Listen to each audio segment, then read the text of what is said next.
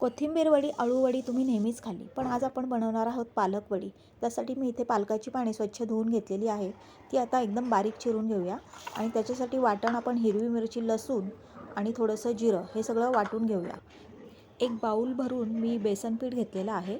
अर्धी वाटी तांदळाचं पीठ, त्यामध्ये थोडीशी हळद, तिखट आणि वाटलेला मसाला आपण घालून त्यामध्येच मी थोडासा ओवा, मीठ आणि थोडी हिंग हे सगळं एकत्र करून आपण ते छान मळून घेऊ. पाणी अजिबात वापरलेलं नाही. थोडीशी जिरी पावडर टाकलेली आहे, धना पावडर टाकलेली आहे. हे छान एकत्र केलेलं आहे. आता आपण ताटाला तेल लावून घेऊयात आणि त्यावर हे पालकाचं पीठ आपण थापून घेऊया. थोडंसं हाताला तेल लावून थापूयात म्हणजे हात चिकटणार नाही. या प्रकारे आपण थापून घेऊ आणि त्यावरच मी तीळ पण लावून घेते. इथे मी पाणी गरम करत ठेवलेलं आहे. ते छान 15 मिनिटासाठी वाफवून घेऊयात. वाफवल्यानंतर थोडंसं थंड झाल्यानंतर आपण त्याच्या एक चौकोनी आकाराच्या वड्या करत आहोत.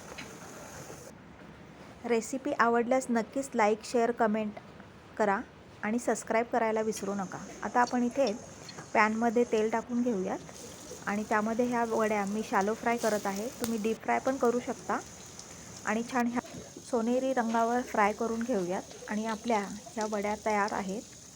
अशा पालक वड्या तुम्ही नक्की ट्राय करा. कमेंटमध्ये कशा झाल्या ते सांगा. धन्यवाद.